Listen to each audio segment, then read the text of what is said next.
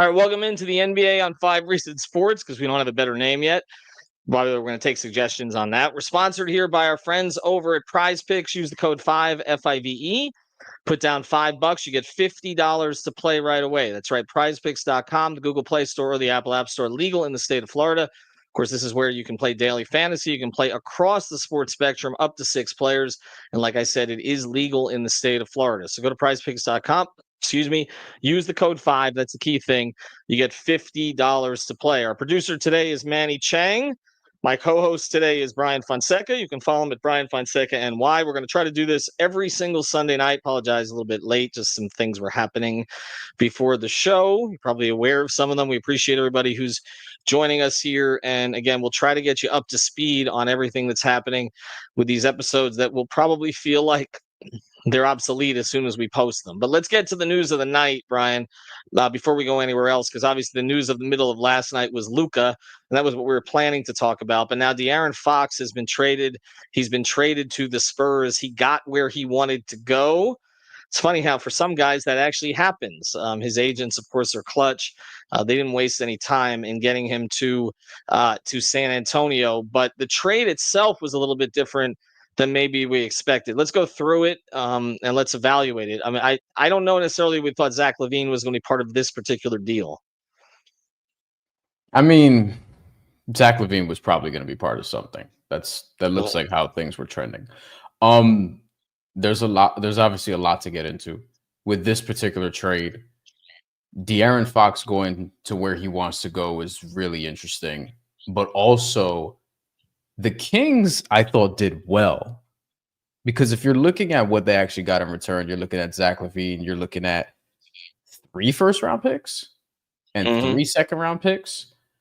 And the Bulls, I mean, they just kind of get Zach Collins, Trey Jones, a little bit of a poo-poo platter, Kevin Huerter, and their own first from San Antonio.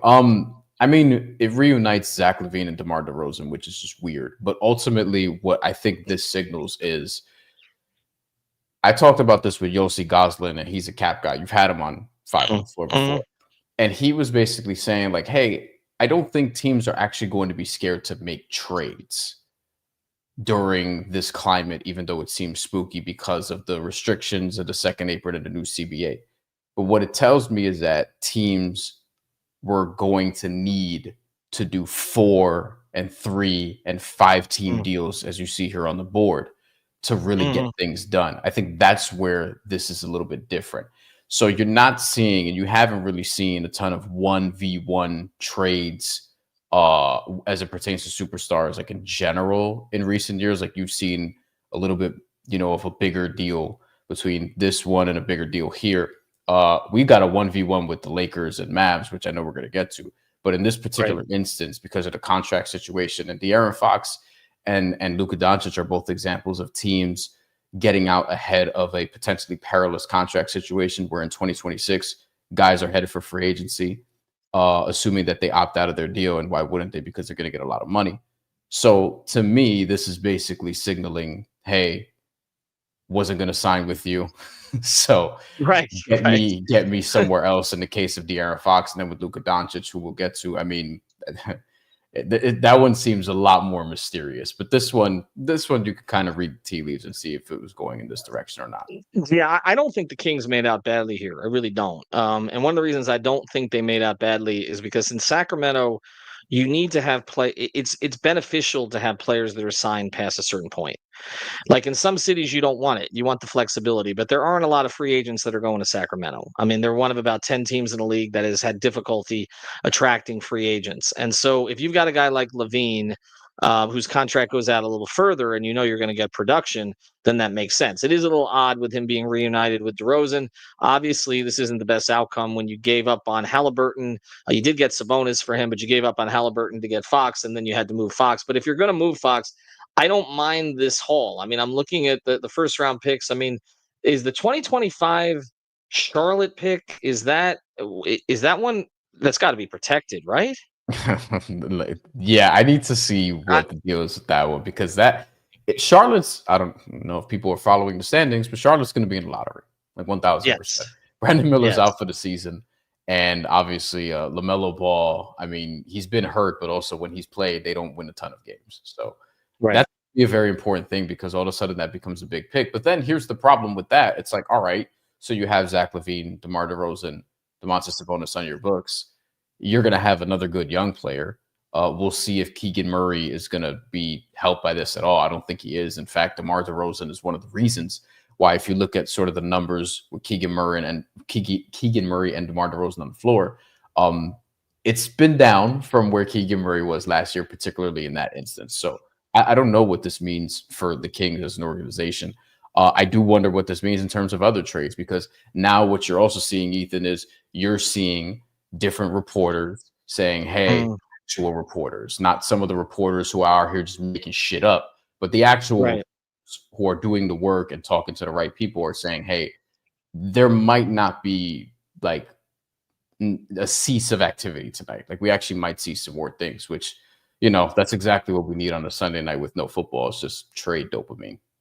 Well, no, I know the NBA loves this, and they like it now when the trades are made prior to Thursday, even though it leaves Thursday a little dry sometimes because we kind of get the buildup on it, and also there's more time for them to actually process these trades since they're coming in 3, 4, 5 teams, and they've got to validate them. But also with the new CBA, there are complications with all these. I don't really understand the Bulls' haul in this trade, but it just tells you that Levine did not have a huge market. I mean, that's where I come back to on this. Like, I mean, you're looking at Trey Jones, Kevin Huerter, Zach Collins. I mean, their own 25 pick via San Antonio.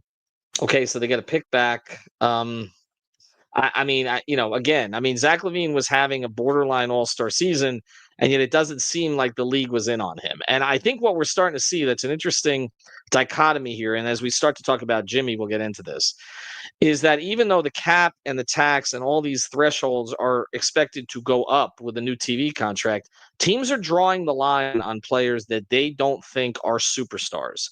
Now, Luka is a superstar, and we saw that, but we've seen this now with whether it's Levine, with Ingram, with guys that are a level below.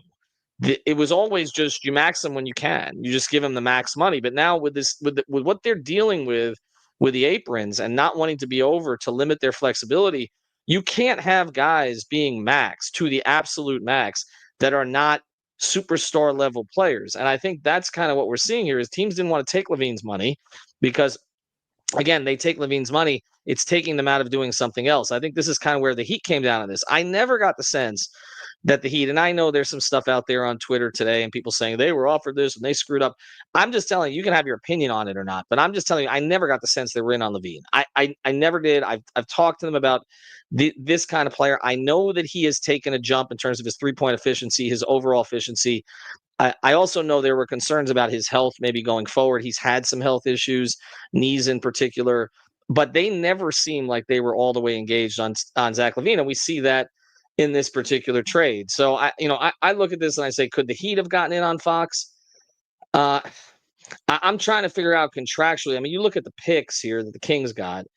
I don't know how the Heat were getting these picks. 3 first-round picks, 2025 Charlotte, 2027 San Antonio, 31 Minnesota, and 3 seconds.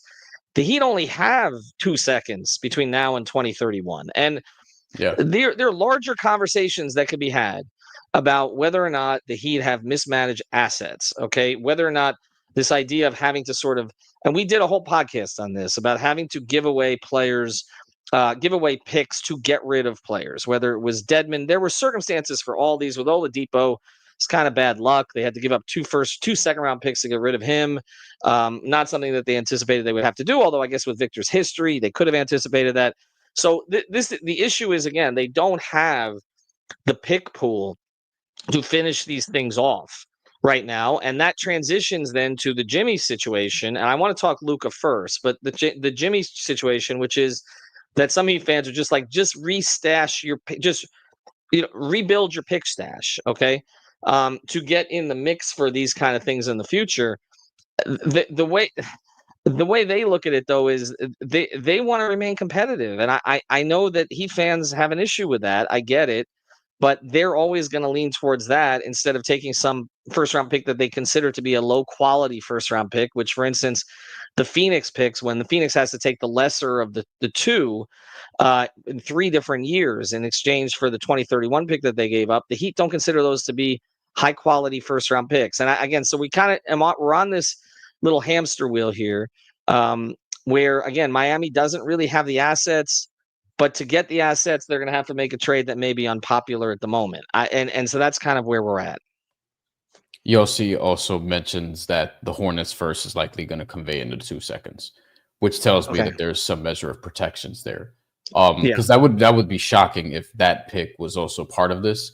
Because if you're the Kings and you're trying to remain competitive by getting back Zach LaVine, why are you also getting a lottery pick if that's going to be the case? So that makes more sense.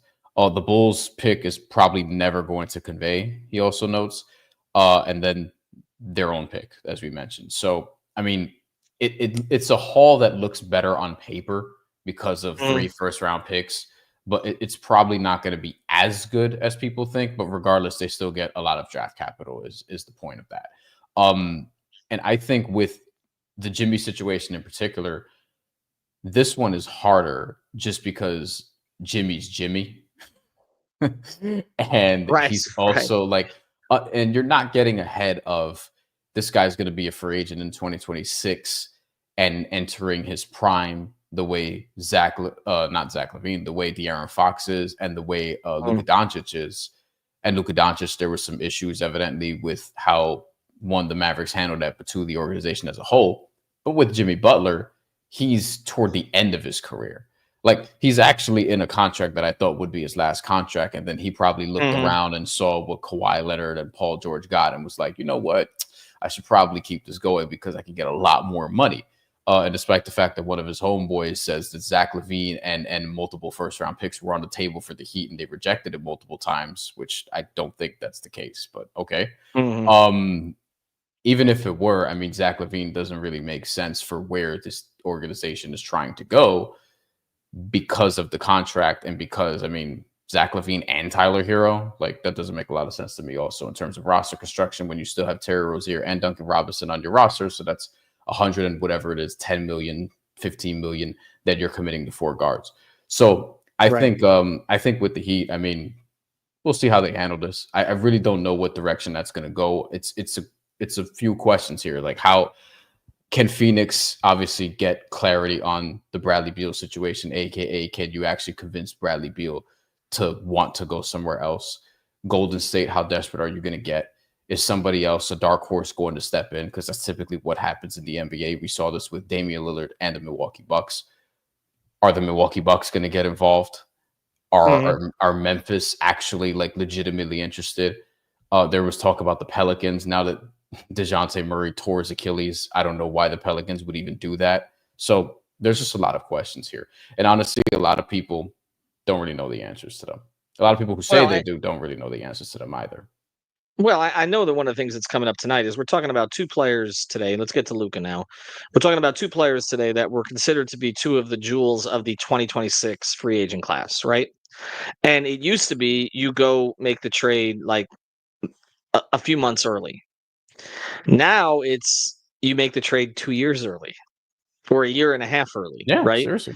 Yeah. And it's not like the Heat are ignorant of that. I mean, Pat talked about that 4 years ago, and the new CBA, there is a feeling it may turn it back to cap space a little bit in some ways. Okay, but we're still operating a lot under the old cap combined, old CBA combined with the new CBA. So players were acquired under different rules and with different plans in mind. I think it is reasonable for Heat fans to look at the 2026 situation, or any team's fans, as we're doing an NBA podcast here, any team's fans, and say, well, what are you waiting for? Right? Like, I mean, there's not going to be much available. I know Alex has made that point on 5 on the floor. Like, we looked at this list, and it's a huge list of potential players that could be available, and more will become available because some are going to opt out of their contracts early, and all the rest is to have player options. But there, of course, are others that are going to extend, and there are some going to be traded to situations where they're going to want to stay. Greg made the case on 5 on the floor today that Luka is in some ways more likely to leave in 2026 now that he cannot get a supermax from the team he's with. He can't get one from the Lakers. He could get one from Dallas. I don't think that Luka is going to end up leaving the premier franchise in the sport. And whatever you think of the Lakers, there's a certain cachet that goes with that. He's going to be next. He's going to get advertising opportunities like he's never gotten before, provided that he gets into shape. And I think even with the state tax in California, which he wasn't dealing with in Texas, I think it's a bit of a pipe dream to expect him to leave there. Okay. Mm-hmm. Fox is now going to be in a situation in San Antonio where he's going to be growing with the next face of the league. Mm-hmm. Okay. Extension likely coming, not going to be available at that point. So we are starting to eliminate players. So I'll just ask you this, and then I want to just get into evaluating the Luka trade as it is. If you were a team like the Heat or another team that was trying to sort of hoard cap space for 2026, is that something you would still be doing?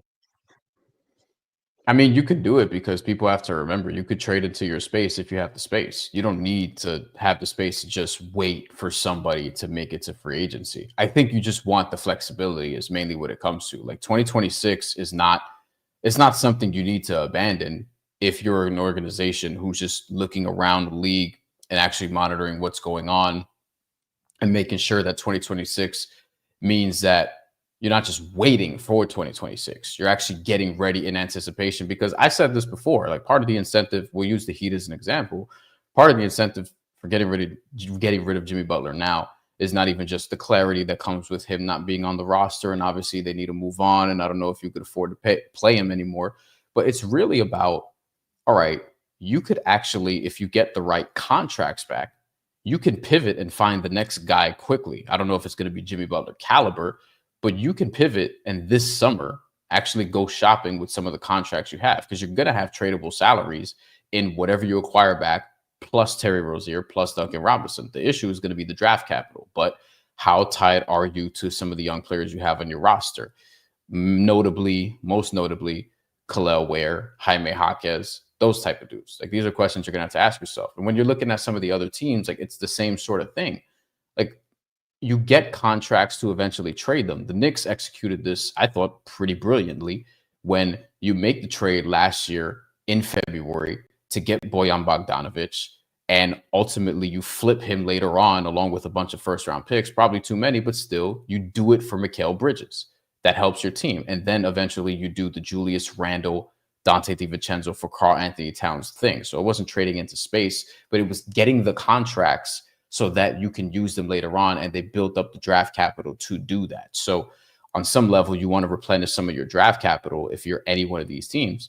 But ultimately, yeah, like, you need to see what it is you can do in terms of flexibility. It's all about increasing your flexibility and just being ready for what the next move is. Like, I don't think it needs to be 2026. Like, we're going to stand and wait, any NBA team, we're going to stand and wait for 2026 to come along and then go to after free agents like you would. It's like preparing yourself for that flexibility. And if the flexibility comes with cap space in 2026, then sure, but it may come beforehand too. You're on mute. Had to get one of those in today. I always do that. Let's get into how this affects Jimmy now as we go forward, and then we'll talk about Luka at the very end of this. There seem to be two teams that are still talked about the most here, and that's Golden State and Phoenix. I don't think that anything that happened tonight changes the equation on Phoenix. I really don't. I'm looking it over at some of the teams that would have been involved, could have been involved. I mean, the only thing that was discussed at any point was Chicago possibly taking Beal, but then the report came out that he wouldn't waive his no trade clause for that. Didn't seem to be a big appetite for that. You look at what they took back; they did not really take back players to try to keep them extremely competitive now. So the idea of them taking Beal, I don't think was ever a strong possibility, even with Billy Donovan being the coach. And I think now, obviously, we can rule that out. I think when you look at the Golden State situation, this comes down to two things from what I've heard. One is, it appears that the owner is interested. Okay. That he would be willing to spend and maybe even extend Jimmy Butler. And that's why you're seeing this social media push towards Golden State from people around Jimmy. Okay, because they know that Golden State is a place that maybe not a guarantee like Phoenix is to extend him, but a place that would likely extend him. But I keep hearing, and I know they're challenging this, but I keep hearing, and I know other reporters who are on the ground there in San Francisco are reporting that the stars of the team are not really in on it. And I'm curious. Like, I know there's been some pushback on Steph and Draymond on this idea of not giving up the future for now and all that, but I don't know. I mean, if Steph is not pushing it hard, I don't know if that one gets across the finish line. I know we can talk about Wiggins going to Toronto and that they may be interested in facilitating this and keeping him. But to me, it's no guarantee at this point that Golden State's the team we talked about from the very beginning, before Phoenix ever got involved. But I just still don't see it as a strong likelihood. I don't. Now Memphis, he doesn't want to go there. That has cooled things considerably on this. I have not heard a lot on Memphis in recent days. They'd be perfect. And then there's Milwaukee. It would be perfect. It's a perfect place for him to go. But they don't want from a basketball perspective. I'm sure they don't want to extend him. They have to extend Jaren Jackson Jr. And like that. They extended really Bane, and they extended Bane and Ja, and there's a lot of money tied up, and that's not a team that's going to go in the second apron. So the other question becomes Milwaukee here. I mean, what do you think? I mean, does Pat really want to do that? Like, that's a question to you. Like, I don't think the Heat want to send even like, I know he's not their guy anymore spiritually after being the case for 5.5 years. But I mean, do you really want to do that? And does that matter? Also, two different questions. Well, that's a great question. A question we probably should devote an entire episode to. Like, does like, if you get what you want, do you care who else gets what they want? I mean, that's the art of the trade, right? Like, the art of the trade is, do you have to get over on the other team? There is a perception that the Heat, or Pat in particular, has had to get over on certain teams. I don't really think that's been the hang-up lately. I don't. Okay, but I know that's a perception around the league. There is a perception that Danny Ainge does that. We have there's certain teams. What we got? We have a Brian Windhorst tweet. Manny, if you could find us to put it up. Yes.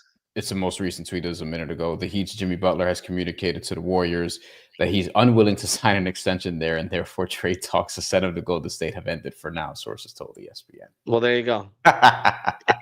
If you stay on long enough, you'll get Jimmy contradicting himself. I mean, look, if dudes on the Warriors are kind of queasy about you going there, would you want to sign an extension there? Well, it's the same thing as what he did this on the day of the draft, where, it had come out that the Heat didn't want to give him an extension. So he came out and it was reported through Shams that he didn't want an extension from the Heat anymore. It's like, no, it's not you, it's me. He's doing this thing all the time. Can I ask a question here? Can I ask a question? Do you think he'd accept a trade anywhere? Do you think he would accept a trade willing to anywhere but Phoenix? Do you think he'd accept a trade anywhere but Phoenix at this point? Because but my question would be, does it matter? Like, I know it's the Stars League and whatever the case may be, but there's a big difference from Jimmy Butler in 2025 to even De'Aaron Fox and Luka Doncic, who are young and in their primes or entering their primes. And Jimmy, and Jay says it here, like, he's sabotaging you guys because Jimmy is... like, De'Aaron Fox didn't do any of this, right? It was all through back channels. It was all through his agents being like, this is my preferred destination. And honestly, when you look at the deal, it wasn't terribly like one-sided. Like, you could say the Bulls, was weird, but I mean, for Zach LaVine, you got contracts that are going to expire relatively soon for the most part. Like, you got an out on that massive Zach LaVine deal. You could pivot and do something else, and they still may trade Nikola Vucevic, and we'll see what happens. They have young players that are developing too, to some degree. Lonzo Ball, we'll see what's going to happen there. And then Luka Doncic is Luka Doncic. Jimmy Butler is not that. And Jimmy Butler, like, just in a vacuum at 35 in the 14th season of his career, post way more injuries and a lot more miles, like, yeah, he doesn't have the same sort of attractiveness as some of these other younger players who are not on expiring contracts either yet. Like, they're going to be free agents, but they're going to extend with these new teams. I think Luka Doncic will eventually extend with the Lakers, and I think De'Aaron Fox is going to extend with the Spurs. And Jimmy Butler is much more of a wild card. He's, by many accounts, maybe the most difficult star, maybe the most difficult player to deal with in the NBA. So if Miami gets a shit platter, like, that wouldn't surprise me at all, because look at who you're dealing with. Like, you can't compare this to Luka Doncic or De'Aaron Fox or some of these other guys. Like it's not that. Like but this is what he does. There's only been one fair Jimmy Butler trade ever, and there's been a few Jimmy Butler trades. The only actual fair Jimmy Butler trade in terms of compensation, even at the time, was the first one when he went from Chicago to Minnesota. And then after that, the trades were imbalanced. Minnesota on the way out going to Philly, Minnesota got fleeced. And on the way going to Miami, Philadelphia got fleeced. And now the way it looks with Miami, you can say Miami's about to get fleeced. We don't know. We don't know what the return is going to be. And he's also older and a little more diminished now. So we'll see. I just don't know how you can take him seriously at this point. Yeah. I really don't. And it probably requires another episode of 5 on the Floor right after you and I are done, which I didn't want to do tonight. But I just don't. I mean, you've still got, his friend trolling on social media, calling people diaper sniffers. I mean, again, it's so apparent what this was. It's so apparent what this was. He was told by the Phoenix Suns that they would give him an extension. And ever since he was told that, there's been no other option. They're the only team who said that, by the way. Mm-hmm. We got comments in the chat too that are interesting. That that we should probably put some up. We should probably do comments before we get up out of here. Can I ask? I want to get to 21 Alex's comment here because he's on a lot of our platforms. All you had to do was pay him. I made the case that paying him the one extra year was palatable. Okay, sure. I wouldn't say I was excited about it, but I was like, okay. I mean, it's $3 million more for the first year. It's $58 million, and then you're done with it, right? Okay, that's it. This is the going away present. You hope that he performs at a high level, plays a lot, all the rest of this. The way he's acted since, I mean, maybe this is recency bias on my part. Like, they made absolutely the right decision to get him out of the organization. I mean, they haven't done it yet. That's the problem. Well, they haven't. You're right. So they made the right decision to move it that way. Yeah, I don't think they handled this well, and I don't think he's handled this well. I thought, no. Look, as soon as you sign Bam to the extension, and he wants the extension, you don't want to give it to him, then trade him. You should have did this in the summer. I was saying it during the summer. It was like, yo, if you're middling now, and you're rebuilding, and you don't really want to pay him, then trade him, because this was inevitably going to happen. This is actually worse than I thought it was going to be, but this is exactly what I thought would happen. Or if you think you're competitive, then just pay him. If you think you're going to be competitive and you want to still compete, then just pay him the extra year and then just. But Brian, this is the crazy thing about this is, I agree that their execution has not been ideal, to put it mildly. Yeah. But this is the direction they should have chosen anyway. And I agree. Their problem was they were straddling the fence for too long. And Jimmy's pushed them over the fence, right? This team should have been doing a soft rebuild for a while. This was not a championship constructed team. We can talk about things they should have done.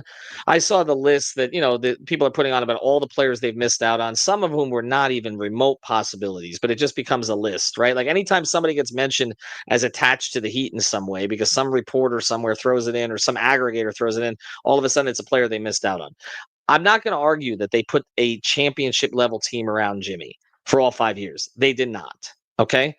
There were opportunities to improve the roster that they didn't take. Also, though, he wanted them to keep guys they didn't keep, who, if they'd kept them, they wouldn't have been able to do anything. Okay. Like, I love Max Strus. Talked to Max Strus after the game the other night. Keeping Max Strus was not an option to improving this roster ultimately. Okay. Keeping Caleb, which they almost did, which they got saved from themselves on that one. They almost made a really bad mistake in terms of what they were going to pay him, and Gabe, etc. Where we are right now, okay, is that this organization, all right, has done one thing well over the past few years: draft. And they have a young core that they can sort of build with, and like you said, kind of wait for the right opportunity to come along and try to pounce on it. That's the direction they probably should have been moving a year and a half ago. I'm with you, okay? Or at least this summer. They say there were no offers for him out there, that they explored the market and there was nothing out there. His people dispute that. You can't get those two sides to agree if the sky is blue. Okay. So I don't know who's telling the truth about what, but all I know is they had to pivot, I think, at some point. He's forced that pivot, but now he wants out and he's making it impossible for them to get him out. If he's going to submarine every single team, he doesn't want out. He wants his way. Golden. He just wants to go to one team, and he wants to go to one team that has a no trade clause. And in chat, yes, we mentioned the Brian Windhorst report minutes ago. I don't like. We have people saying, "Is this live?" Like, yes, this is live. We just mentioned It's the report. Live. Like we mentioned it. we put it up and everything. We talked about this. So if you came late, sorry, but like, yes, we talked about it already. But yeah, and by the way, all of this is going to be this episode is going to go right up on the new podcast feed we've got. So if you missed anything from the beginning, you can hear it there. I'm sorry, finish, Brian. We should honestly just take questions and just wrap this up. All right, let's take. My last point in doing that. My last point before doing that, it's just like, yeah, I mean, look, the way he's acting. This is what people were nervous about before he even got to Miami. Around the league, you talk to people and it's like, yo, I mean, listen, this might go good for a while and it's gone a lot better than people thought, but it's going to crash and burn at some point. And this is kind of where it's at. So if you're the Heat, you have to try and find a team who would just take them on if you really don't want to send them to Phoenix, or you take back Bradley Beal and get those picks, but they're not going to do that. So I'm sure they can get picks along with Bradley Beal, but they don't want to do that for obvious reasons. And good luck trying to reroute Bradley Beal if that's going to be the case too. So, I mean, I get it. I get it from both sides. And that's why, it kind of is what it is. I don't think it's a black or white thing. There's mad people who are Team Jimmy. There's mad people who are Team Heat. And I'm just in the middle. Like, y'all both kind of fucked this up. I think that initial mistakes were made by the Heat in this, particularly Pat's press conference, which he should have known was going to lead to a certain outcome. But I think the last month is just, it's Jimmy. That's where I'm at. I can agree with people about things that have happened in the past, but the way that this is being handled is not serving his aims. I don't get it. Like it's again, at the shoot around, he shows up to the shoot around at the last possible minute, which is norm. He stands in the back. Spoelstra announces the starters. They're the same starters. He says, he didn't even announce the starters. He said, we're going to start the same lineup we started against Brooklyn. Okay. Same lineup. That lineup included Haywood Highsmith, but Haywood Highsmith is not the one that replaced Jimmy Butler in the starting lineup. It was actually Khalil Ware, because the last time that Jimmy started, Haywood was in the starting lineup. Jimmy walked out to the point that people who were there didn't know if he left or not. They thought he was like with an assistant in the corner.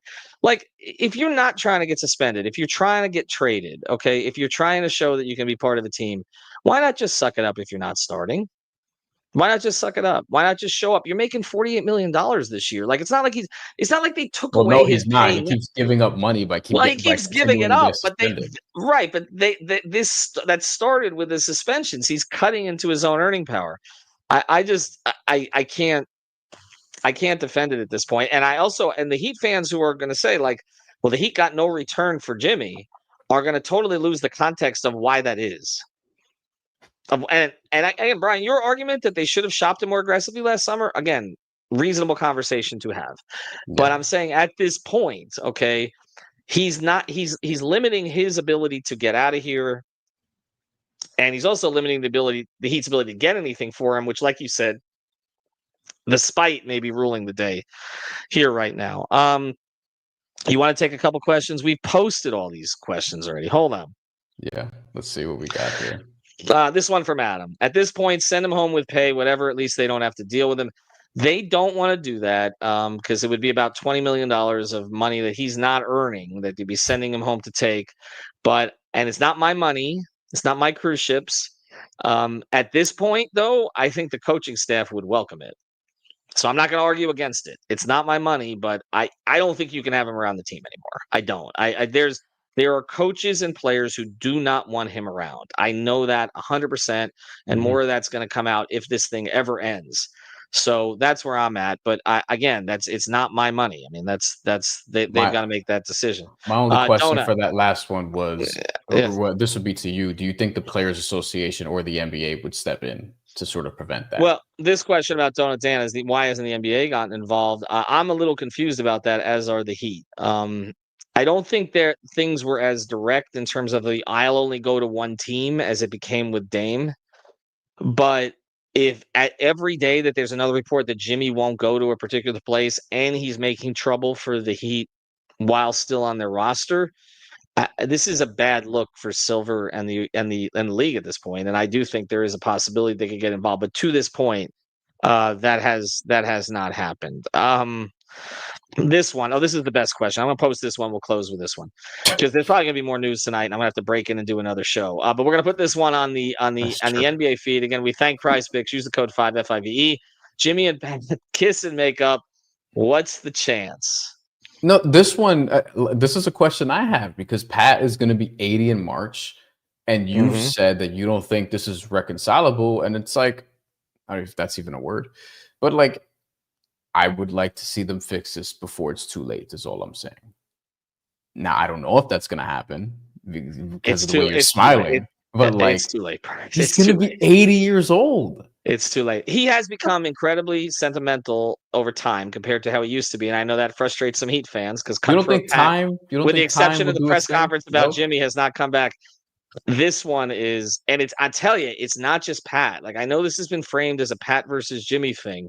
There are people in the organization who are angrier about this than Pat is. It's not just Pat. Okay. Can you say who? I said none of the coaches want him back, didn't I? Anyway, Brian, we appreciate it. PrizePicks. Use the code 5FIV. We can go 3 hours on this. We probably will. But we're going to take a little bit of a break for now. We appreciate everybody. We'll be back also Thursday night. Thursday night on my channel. We will recap the trade deadline. We are planning that. Absolutely. All right. Thanks everybody for joining. We'll get this up on the podcast feed. If you missed the beginning of it, you can listen to it there as well. Have a good one, everyone.